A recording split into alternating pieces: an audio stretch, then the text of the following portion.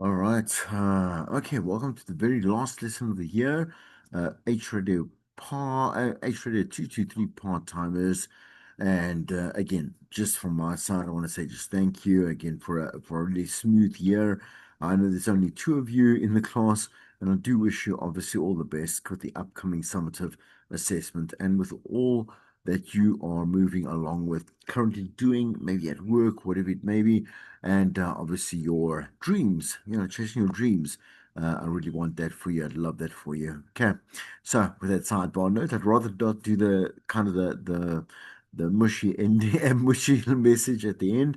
Let's get that out of the way and let's get this very short lesson over and done with. I say only short because we have already covered this particular lesson 83 and 84. As you can see, this looks familiar. It is well, I mean, it's our radio advertising bureau 10 steps once again. That we saw a couple of lessons ago, definitely in the last sub section. But again, chapter 10, page 397 from Next Level Radio. You can go and have a look at some references there. What I want to just do is go just again kind of rebrief you on the different steps and then just have a look at some videos and then I'll close it up there. Okay, right. So let's get into once again just a bit of a revision here. Again, the Radio Advertising Bureau. Well, they're developing developing a great creative radio campaign is crucial to get results to and for your client, right? Well, the big questions are obviously how do we do that?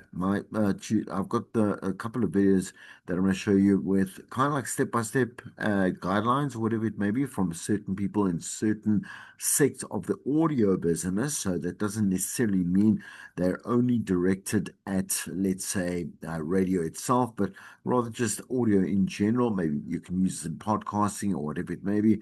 But that's coming up in just a second. Let's go with the first, let's say, slides recap first, and then we'll go to the first video, right? So again, step one, find out what the client actually wants. Because if we do remind ourselves, it seems very obvious once again, but somehow it just also keeps happening that you deliver something that the client actually didn't want. And that comes from, remember, two things, right?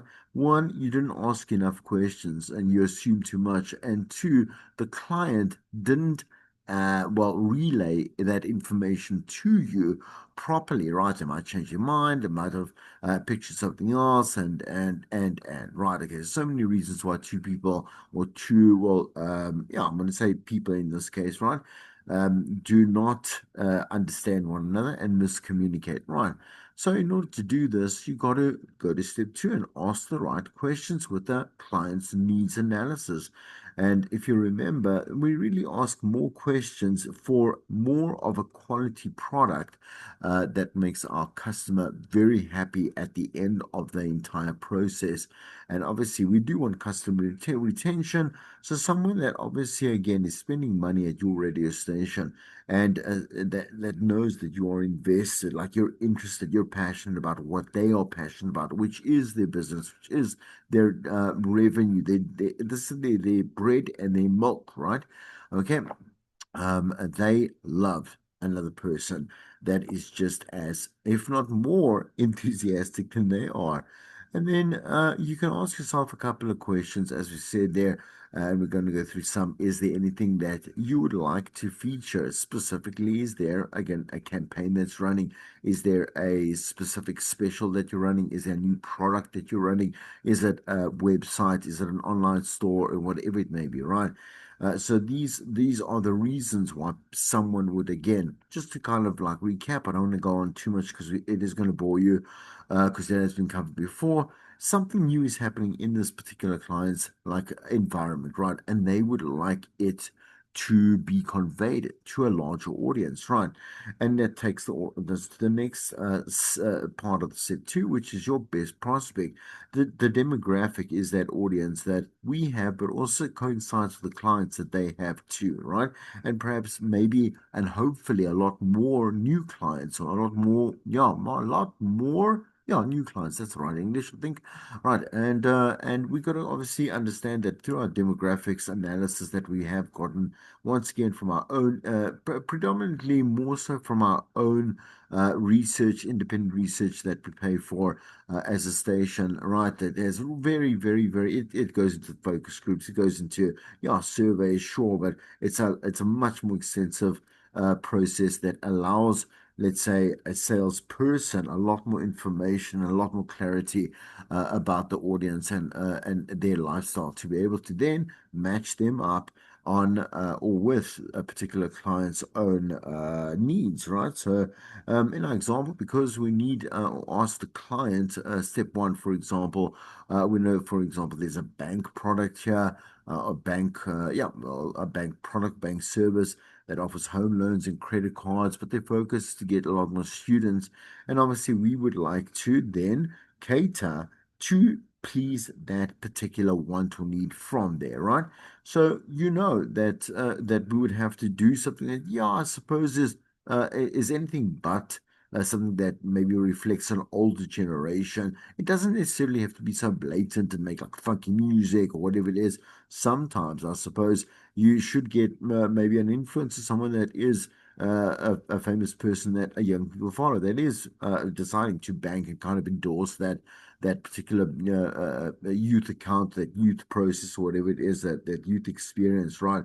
When they do open up a new account with this particular bank, right? Because it's not bad. You kind of are obvious, but not too obvious, you know. So for example, I say the music in particular because I think that's the mistake that I think the stereotypical older generation that does run an advertising agency or whatever it is, or works in advertising makes, is that they just assume certain things about another generation or a specific, let's say, subsect of culture, whatever it may be, and then they go to the extreme of trying to represent that particular again generation or subsect or whatever it may be, and it just come out looking a little bit embarrassing, you know. So it really isn't that that much of far out idea to, as a 40-year-old or a 30-year-old, whatever it is, just step out and ask a couple of questions, observe whatever it may be, do a bit of research, and then you do understand. For example, a 20-year-old, 21-year-old, too, and so on, right?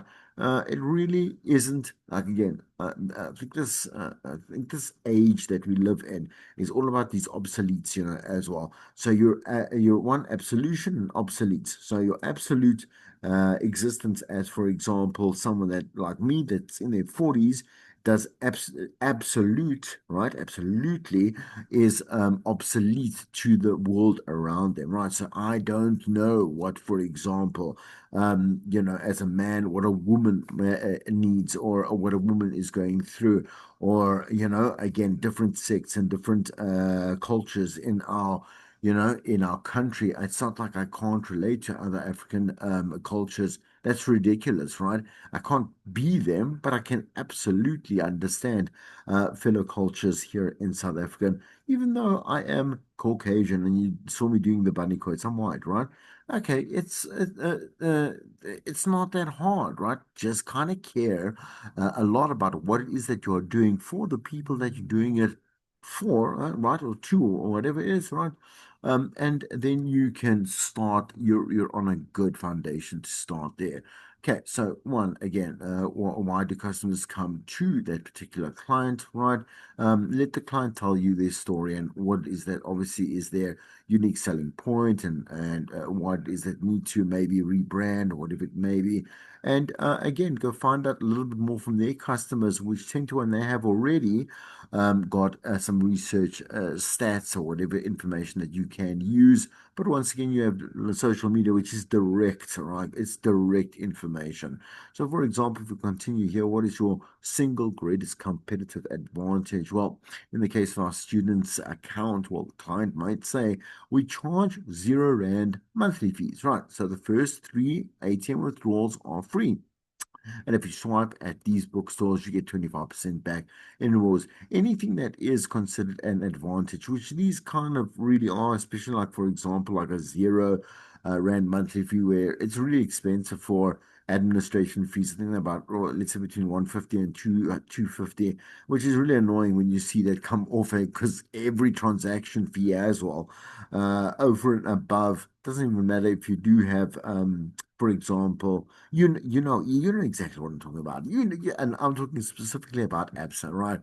Where I mean, I do take out a specific offer, for example, every single month. I think I pay $200, and I think, as far as I know, that about 20 ATM withdrawals, typically 10, 20. I don't get a transaction fee on that as well because it does. I mean, the more you draw, obviously, the more you're going to pay as a transaction fee.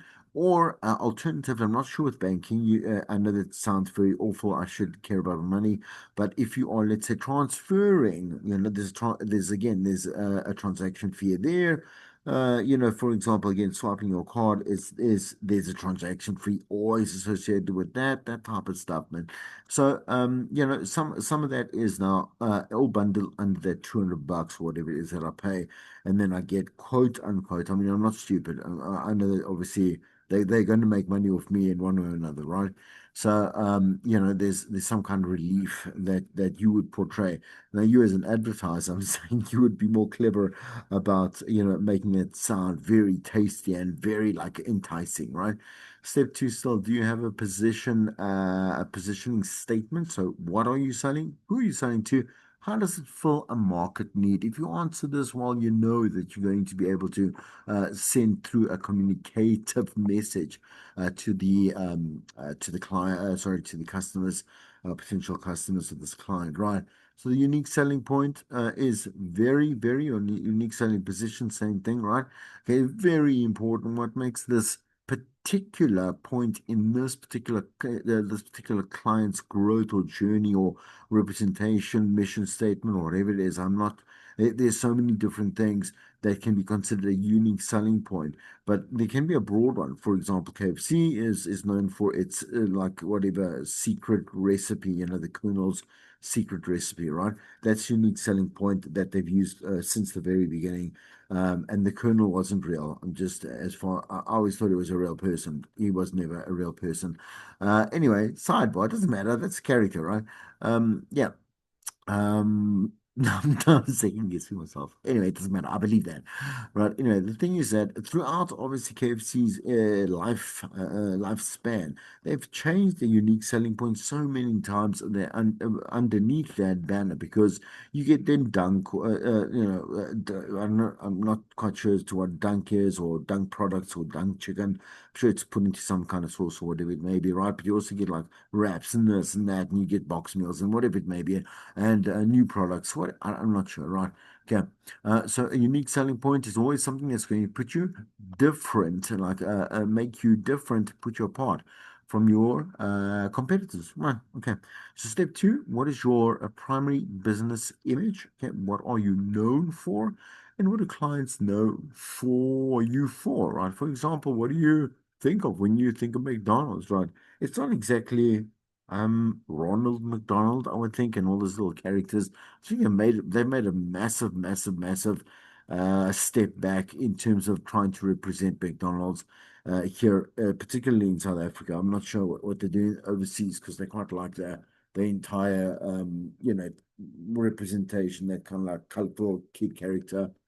Mm, but again, what do we think of McDonald's, right? Many people have different opinions. I get that, but if you do eat McDonald's, 10 to 1, you will salivate at certain things. Kind of like the experience and the products and the what is it, the Big Mac? Yeah, there we go. I was going to say because the Whopper is from Burger King, whatever it may be, right? What do you think of when you hear Woolworths? I hear expensive, so like I'm obviously not a client. And Woolworths people will always defend. Well, they always defend like a Woolies product, and so there's many unique selling points there. But step two, Saul, what's the biggest misperception that people have about that particular business? For example, I just said there about Woolworths that they are far too expensive, and a Woolies customer For example, my sister will insist that it's exactly the same as, for example, Checkers where I shop, right? Which it's not. Again, you know me. Now I'm going to stay stick to my truth here. I don't care whether or not someone else has said it. I've gone into Woolies before a number of times, and it always was more expensive. Maybe because maybe I was looking for a particular product and it was overpriced, right?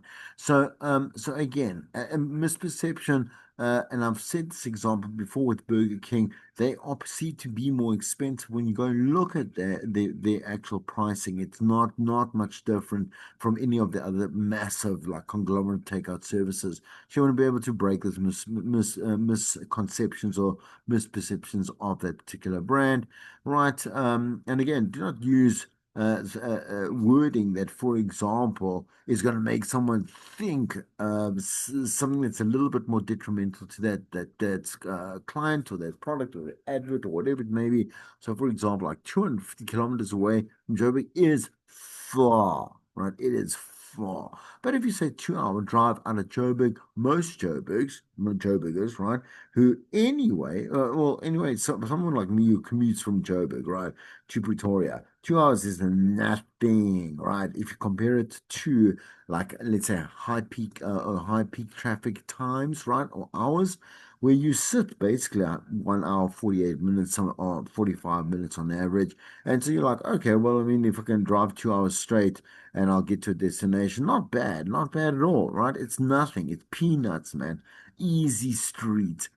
Okay, that's my last little statement there.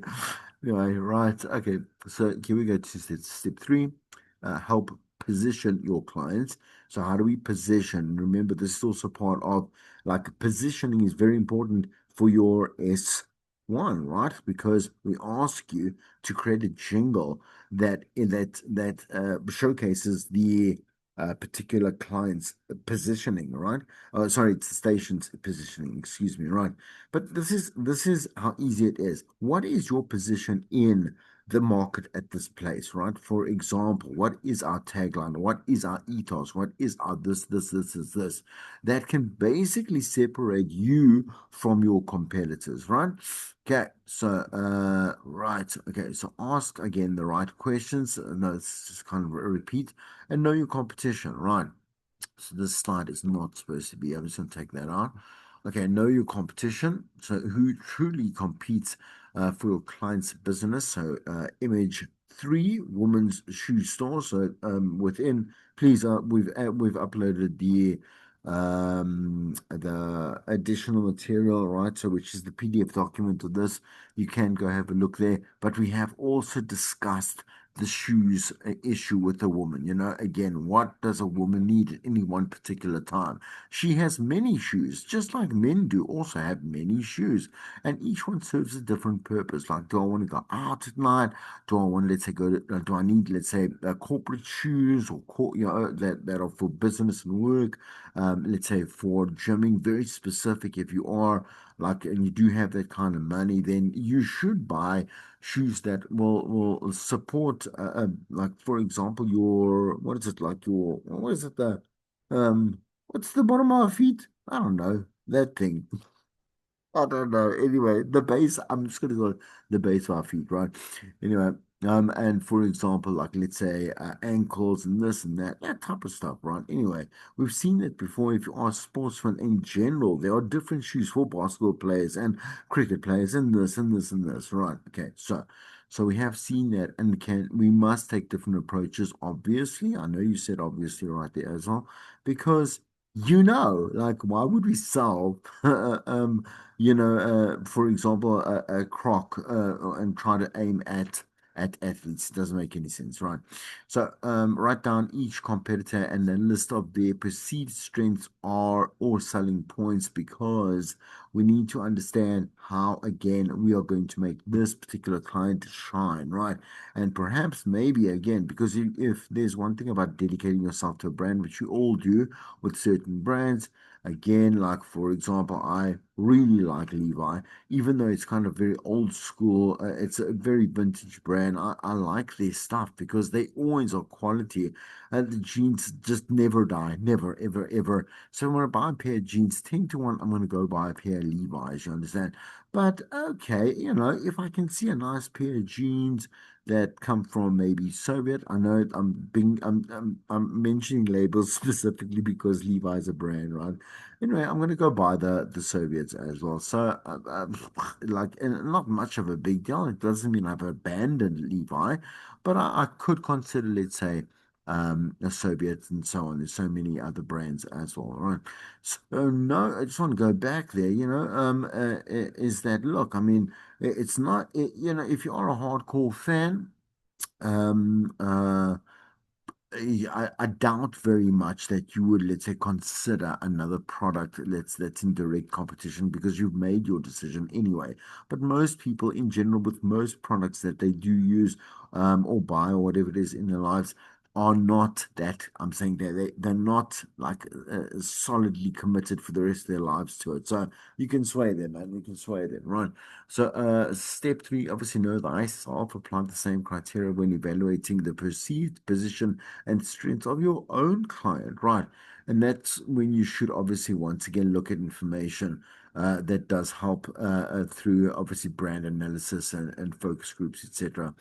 Define the differences between you and the rest of your competitors, and then obviously getting it all together, right? So there are various styles of commercials, and we've explained some of them as well in the previous lesson that would suit that particular campaign for that particular product. Again, sometimes it just needs to be narrated. Sometimes you have to create a bit of an atmosphere. Like, for example, a holiday destination would ideally rather be well suited for creating an atmosphere, kind of like beach sounds or whatever it is, animal sound. I don't know, wherever you're going. I don't know where people go on holiday, but that type of stuff, like if I'm going to go to the Caribbean, I'm going to play some very ethnic music from Caribbean, right? Yeah, that's right. Um, and that type of feel. Make the right choice all the time. Got to sound like your parents, man. Okay, anyway, step four, straightforward, right? Obviously, please, like with advertising, remind ourselves again that rather make the message clear. Don't try to be too creative because there's a place and time for that. I get that, but really, it's very, very, very minimal or rare. Okay, and again, music. I'm not going to mention music because you know exactly what we've covered before, right? Step four, the slice of life. Well, let the audience relate personally to the actual commercial. Once again, bringing in conversations, lovers, spouses, parents, neighbors, expenses, accounts, whatever, jobs, or whatever it may be, right? Passion, love in general, humor. Very risky to use humor because, again, sure, people do like to laugh, but let me just let's think of an advert, right? How many times can you laugh at the same thing? So, once again, as I said, it's kind of cute, I suppose, and that's just my personal opinion. It's kind of cute to make a joke or whatever, to have tongue-in-cheek stuff, whatever it is. And it's enjoyable. It's cool, great. But to get the message across, that's the biggest thing, right? Testimonials is spoken of. Testimonials, unfortunately, have taken a turn for the worse just because things can be faked. And also, I don't care if a testimonial has been made by one of their clients that I don't know. So once again, we keep seeing this with the life insurance, like the car insurance, that type of stuff. I don't care whether you are happier, like, and you are a 40-year, something like someone like me, 45-year-old male, that whatever it is has this type of car, whatever. I don't care. If let's say the word of mouth comes from someone I trust, it's a difference there. Step five, right? So overcoming writer's block. So every writer's nightmare, of course, is the deadline, right? Especially when you can't think of a fresh idea. Also, we've said that it doesn't like I'm saying this also shouldn't be too much of a problem. I'll tell you what, just take a break, like genuinely take a break. Take a break from creativity so that your writer's block is also perhaps maybe linked to your burnout. And then you'd be like, okay, cool, great. Okay, I'm just going to just not be here for a moment. You understand? Not be in this mind space, whatever it may be. Take it all out. Not sure what you do to relax or to get your mind off things, whatever it may be, right?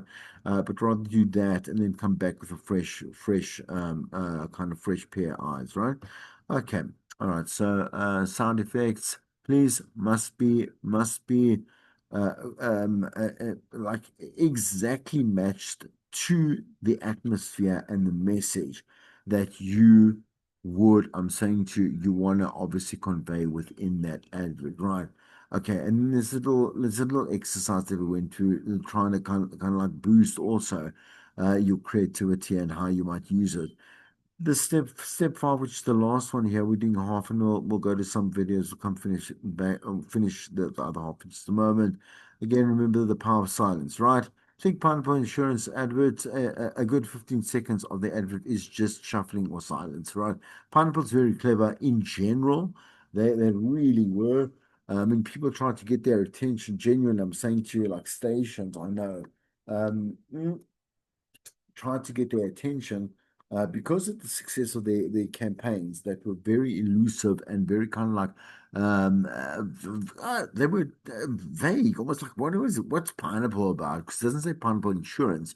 You just say pineapple this, pineapple that, pineapple whatever it may have been, right? Pineapple, I'm saying tagline, pineapple question, pineapple this, and I'm sure you can remember this, right? Okay. Anyway, and so the thing is that because they did that, they started creating quite enough of I'm saying mass awareness, right? So mass awareness across, let's say, the population or whatever it is, public, right? And so then people, like I'm saying, stations even try to like use some of I'm saying their material to get their attention. Say, like, listen, I mean, also we're on the same page, right? Come and advertise with us because you are going to bring a lot of people with you. Okay, all right. So I'm gonna stop that share. Yes, that's fine. I'm just going to stop there. Sorry, let's go back to. I'm going to go to the YouTube, like I said, like an old person. Let's watch one of the videos. Go back to the other five. Are you one of those people that says, I never listen to the radio? Digital marketing dominates the headlines, but local radio still holds surprising power, especially in small and mid-sized markets. The question is radio advertising still worth it in 2025 and 2026 for small businesses? Let's break it down. Despite smaller ad budgets, radio delivers strong ROI. Radio only earns about 9% of the total ad budgets, but it commands around 31% of media time. That's a big imbalance, and when radio is part of the mix, campaigns see measurable lift. One study showed that including radio increased return on marketing spend by 23%. Another showed that AM/FM campaigns drove a 14% lift in website traffic. And over the long term, brands using radio saw 42% greater profit growth compared to those that didn't. That's not old school hype. That's real data from October of 2025. I'm not kidding. Radio's reach remains strong. People still listen in their cars at work and commuting. They say they don't, but they are. And here's another kicker. Combining radio with digital campaigns increased sales by 23%. Digital alone gave only 14%. Local radio is punching above its weight. When it's done smart, you do have to do it right. Like everything else, you have to do it right. For small businesses, smaller markets are where the opportunity really shines. We're in the Tampa radio market, Tampa, Florida. It's still really expensive. For a lot of small businesses, they just can't do it. But smaller, more localized radio stations with a following. Costs are lower for smaller markets, competition's lighter, and audiences are more localized. That means your ad dollars go further. In fact, you can get started for as little as $20 per day sometimes, okay? And unlike big city campaigns in small markets, you can negotiate bundled packages, local sponsorships, even host reads where the local radio host endorses your business personally. And those are effective.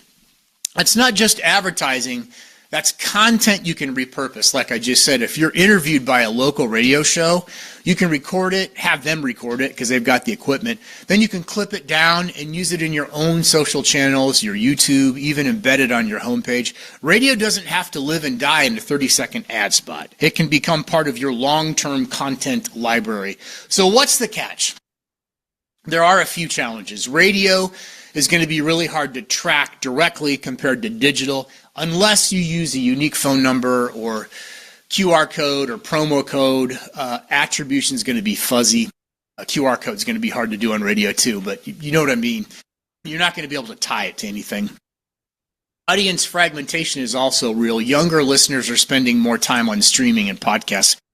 My youngest is 27. I asked her what radio station she listens to in her city, and she said there's no need to listen to the radio. If you are targeting 27 and below radios, definitely not. Definitely not. You're better on Insta, okay? Trying to attract those people.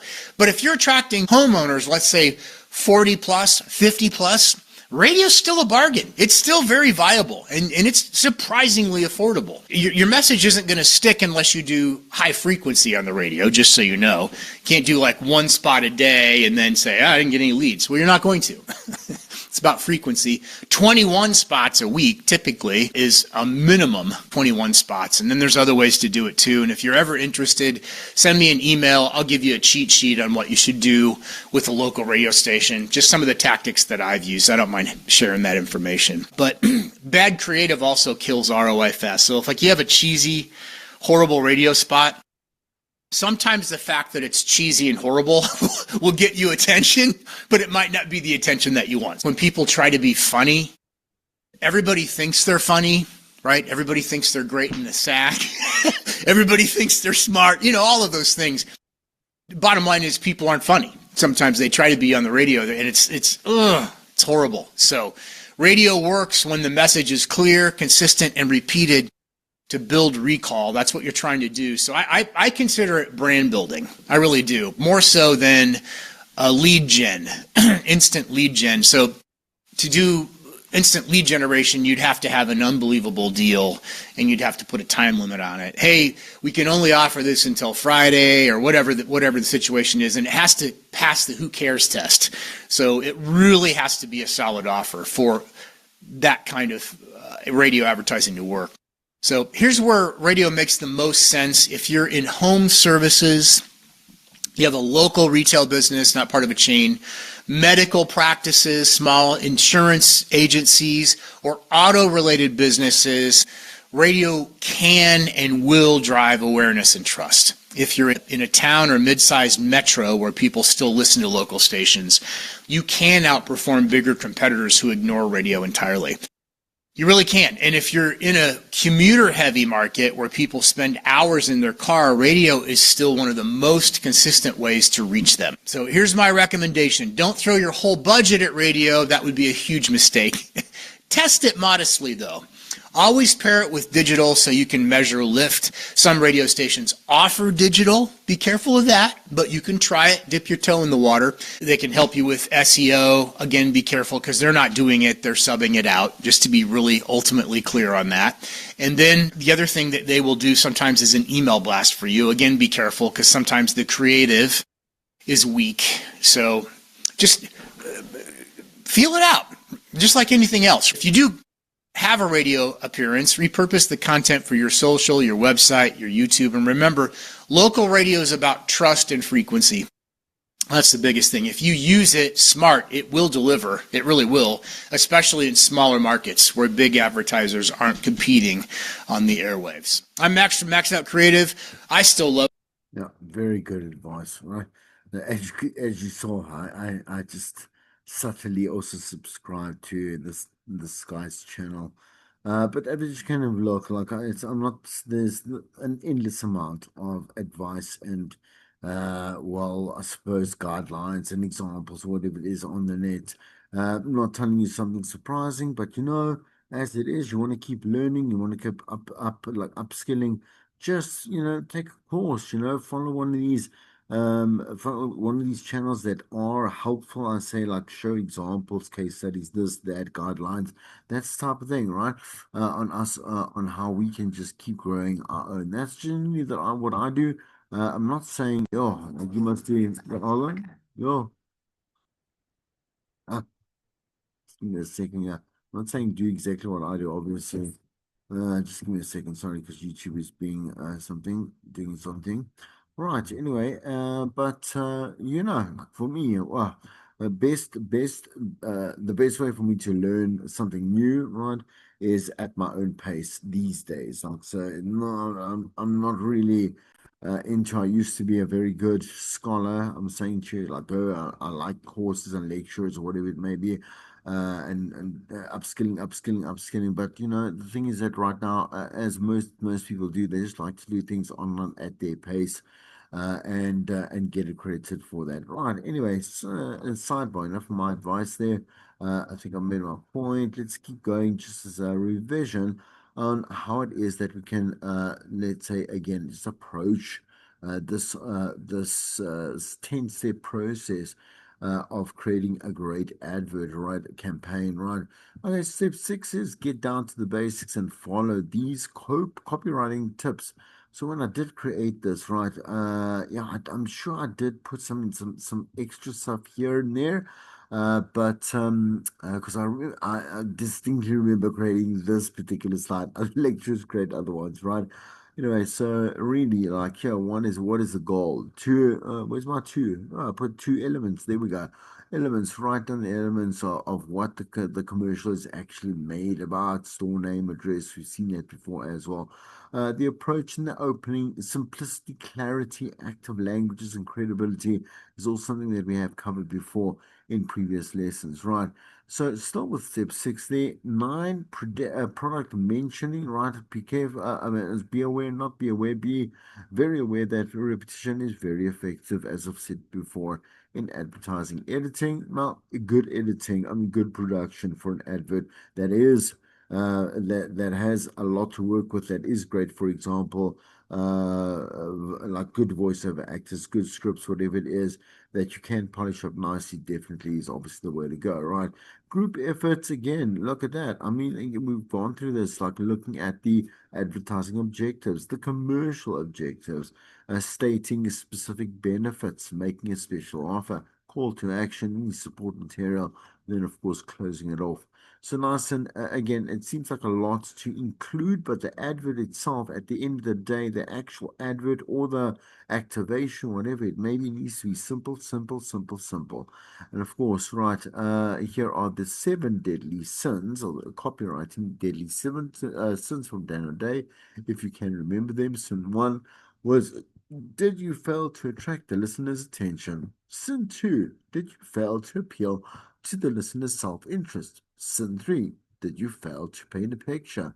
Sin four, where were you so clever or creative that you forgot to actually sell? Which is the truth. Sin five, did you forget to give the listener a reason to act now? As mentioned before, we need a call to action. Sin six, did you use cliche written copy? Oh my word, yeah.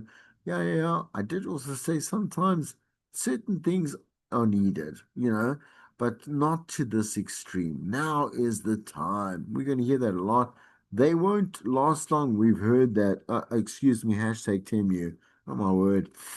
For example, any one of those, AliExpress, there's what is the other one? There's obviously Temu, and there's another one that's all the same. That's all the same. Oh, there's only like there's one left, and you have to do it in this specific time. It irritates people more. Actually, in this day and age, it irritates people because it sparks like I would say underlying anxiety, and you don't want that. Because you want person to actually come out of their own, not because they were impulse buying in a way, or whatever it may have been, or whatever it is, psychologically damaged, right? Manipulated. No, okay, look, you have to manipulate someone in advertising in general, right? They have to come to you. Come on, come on, come on. That chicken, that fried chicken. I'm gonna go back to fried chicken. Oh, you can tell that I'm on a diet, eh? Anyway, so and I must stay away from KFC. But like if I see the picture and it's perfect, obviously I know that that's not what I'm gonna get, but I can smell the chicken, taste chicken. Oh, it's life. Sin 7, did you write too much copy? And again, I mean, really, did you need to? All right, step 8, learn how to sell your ideas and win support. So, look, I mean, don't produce a lousy spec spot. So, sure, you can obviously hear how great it's going to sound in your head, but really, at the end of the day, does it sound good when it's actually done? Explain your assumptions and manage their expectations. In other words, once again, in that communication cycle, because your communication never ends with the client, just make sure that you are always on the same page, should I say, not right track, but also right track and the same page. Selling a marketing strategy, not a commercial. This may involve the production of a campaign instead of one spot, which we know is true, right? And we explained all the different hybrids of how to do that. And again, use testimonials before and after a sale, right? I suppose, there's a time and place for it. Me personally would not do it, right?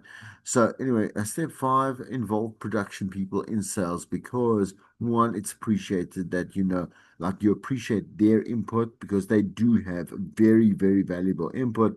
And obviously here, everyone's once again on the same page, right? Okay, so step 9, tips and tricks in technical production. Don't skimp on the tools. Go ahead and get good microphones and like I'm getting good soundware engineering software. Again, a good sound engineering desk, like a good voice production booth or voice recording booth, all that type of stuff. Musical choices, please rather invest in, let's say, a paid for library, right? Because the paid for library is going to give you everything, right? As opposed to you having to scour YouTube for everything else that you might actually need, right? So stay focused. Finally, remember to encourage product production people to stay focused and really understand what is conveyed. Because they also will then, if you're not clear with your production department, right, your sound engineers, whatever it may be, they're going to be left to their own demise. And I'm not saying that they don't understand how to do their job, but if they only have a certain amount of information, what do you expect them to do with that? They're going to be a certain amount of what you expect and not all of it, right? Okay, so take pride in your work and sell competitively. All right, so again, by now you've put in time to research your client, learned about his or her needs, and obviously you want to be able to create that masterpiece. So why not present it in that way to the client? And nobody said that this is an easy process. Once again, like an old person, I'm going to repeat myself.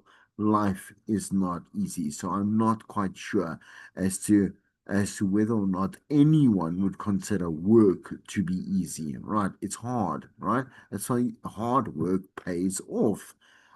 You would think in an ideological world, right? Okay, so I said check out this channel.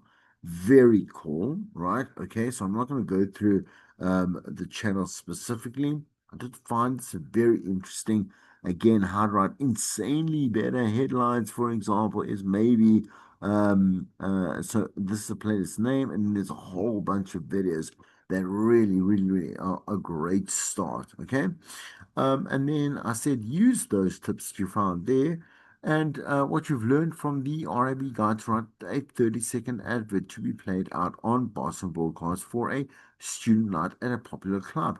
Try and obviously look, I know what you're going to say to me. Oh, you're not going to say it to me, right? I know what you're saying now.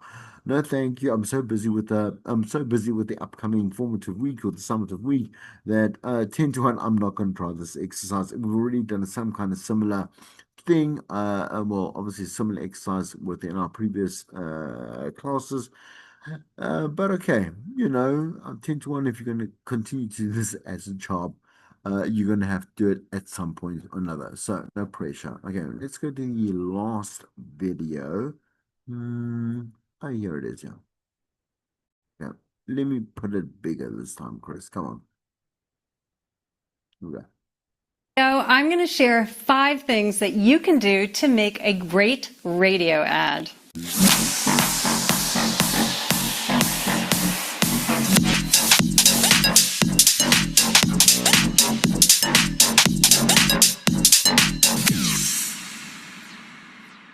Hi, and welcome back to DIY Film with Merle Becker, the channel where I help you make better videos.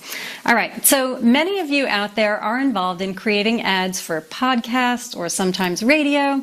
So this week, I wanted to share 5 tips to help you make a great radio ad. These are things that I learned while I was working as a producer and editor for short form content for Bravo, AMC, IFC. Short form is actually one of my favorite things to work on as an editor because of the challenge that comes with it. It's kind of like a puzzle. First, you only have 30 seconds to deliver your message. You have a few seconds at the top of the spot to get your audience's attention. Then you have about 25 seconds to get your message across in the most engaging way possible. And then you have 5 seconds at the end to fit in a catchy slogan, call to action, or a bit of branding for your audience to walk away with. And you can't go a second over. 30 seconds is 30 seconds, exactly. Because advertising is sold in 10, 15, 30, or 60-second blocks. And if your commercial is 1 second over, it's going to get cut off when it airs. So how do you make a great radio ad in 30 seconds? Let's dive in. In this video, I'm going to use one of my favorite ads currently running as an example. It's the NFL Sunday Ticket on YouTube campaign that's currently in heavy rotation on Spotify, namely the Ravens-Seahawks version. It's perfection. The spot was crafted by marketing giants Horizon Media, who also worked on the wildly successful Geico Gecko campaign. And despite a deep dive on the internets to find out who wrote, voiced, and edited the spot, I wasn't able to come up with any names. So if you're watching this and you have any inside info, leave a comment with some names so we can give credit where credit is due. So let's listen to it first, and then I'll do a breakdown. NFL Sunday Ticket is now on YouTube and YouTube TV, which means that you can stay close to your team even if you don't live in their town. Like, maybe you're a Raven who married a Seahawk who got a job in the land of the Falcons. With NFL Sunday Ticket, you can watch your team's out-of-market Sunday afternoon games no matter where you live, because you shouldn't have to change teams even if you change towns. NFL Sunday Ticket, now on YouTube and YouTube TV. Go to youtube.com/presale to get $50 off. Terms and embargoes apply. Offer ends 9/19. No refund. Subscription auto renews. Number 1, write a tight script. This is an obvious one, but you have to start with a tight script. And the NFL Sunday Ticket on YouTube one is airtight. There's no fluff, it gives you all the info you need without feeling rushed, it's clever, but to the point. And it has a catchy tagline. Because you shouldn't have to change teams, even if you change towns. Perfect, perfect, perfect. So write your script, then read it out loud. Make sure it flows and that there are no clunky or unnecessary words. Trim, trim, trim, and trim some more. Be ruthless and add a catchy tagline for the end if it's appropriate. Alliteration is a great tool. Use it. Teams, towns, rhyming, subtle puns, pop culture references, they're all tools you can use. Just spend time reading and revising it. Because if you start with a shoddy script, you'll end up with a sloppy spot. See what I did there? Number 2, get the right voiceover. So many radio ads have lame voiceovers. Just literally no thought must have been put into picking them. But the NFL Sunday Ticket on YouTube guy, perfection. With NFL Sunday Ticket, you can watch your team's out-of-market Sunday afternoon games no matter where you live. He's serious sounding, but not too serious. He's ironic, but not too ironic. He's a man, a football man, but not too macho sounding, but also not too nerdy sounding. He sounds like a guy who football fans, young and old, would probably listen to. When it comes to your ad, think about who your audience is. Who should be delivering your message? Should it be a woman? Wow! Or a man? Wow! Should they have a soft and gentle voice? Hey! Or should it be a bit more driving? Hey! Are they too whiny? Too booming? Hey! Too sexy? Not sexy enough? Every voice represents a personality, and that personality has to fit your brand. So listen to each audition and form a mental picture of who's talking. And if that person fits your brand, you've got your guy or gal. Number 3, use sound effects. Your job as a radio producer is to help the audience form a mental image by using only audio. And one thing that you can use to help do that is sound effects. In the NFL Sunday Ticket on YouTube ad, there are some perfectly chosen and perfectly placed sound effects. And even though they're comedic and not literal, they punch up the script perfectly. Like, maybe you're a Raven who married a Seahawk who got a job in the land of the Falcons. Funny, ironic, perfect. So once you've got your voiceover recorded, comb through the script and punch it up with some sound effects, carefully chosen, so your audience can paint the right mental picture. Number 4, edit out every unnecessary frame. You've only got 30 seconds, so shave off all the unnecessary stuff. Do you need a big space between the word Raven and the Raven sound? Maybe you're a Raven. No, you don't. So tighten it up. And at the very end, do you need to spend a lot of time going through all the legal stuff? Terms and embargoes apply. Offer ends 9/19. No refund. Subscription auto renews. Nope. You just need it in there to make the lawyers happy. So make it go by a little quicker. Since you only have 30 seconds, speed up legalese a hair so that you have more time for the catchy tagline. Take out spaces, make your music edit tight. Wait, music? I didn't mention music yet? Number 5, choose music that matches the vibe. Okay, this is subtle, but here's why the NFL Sunday Ticket on YouTube music is perfect. Hear me out. The editors out there will totally understand what I'm about to say. Every piece of music says something different. And the track that you choose has to say something that complements your script. And your voiceover and your message.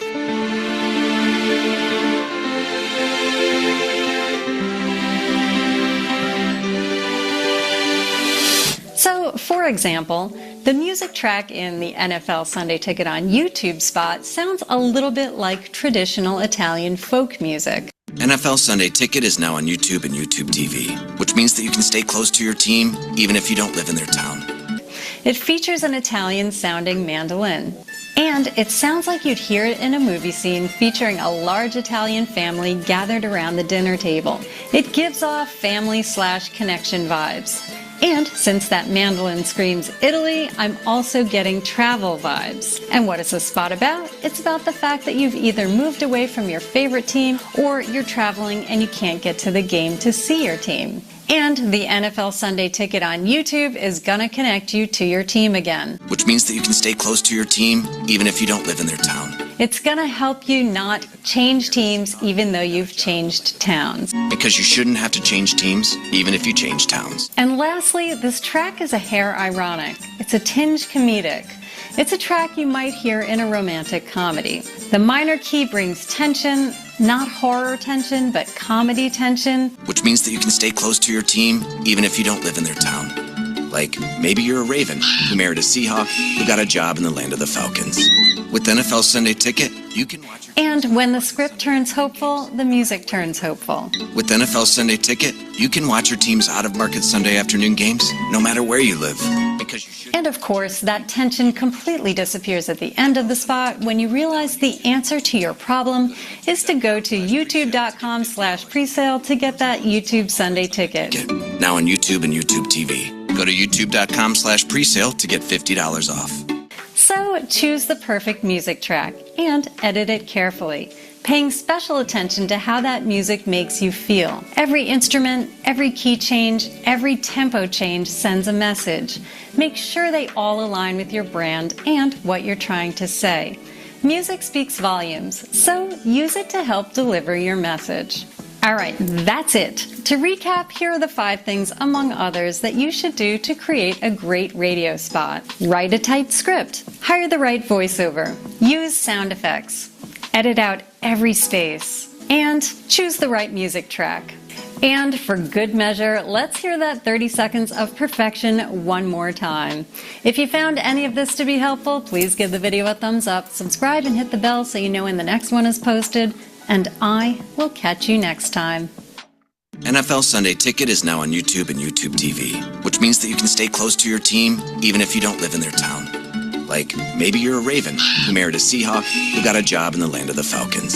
With NFL Sunday Ticket, you can watch your team's out-of-market Sunday afternoon games no matter where you live, because you shouldn't have to change teams even if you change towns. NFL Sunday Ticket, now on YouTube and YouTube TV. Go to youtube.com/presale to get $50 off. Terms and embargoes apply. Offer ends 9/19. No refund. Subscription auto renews.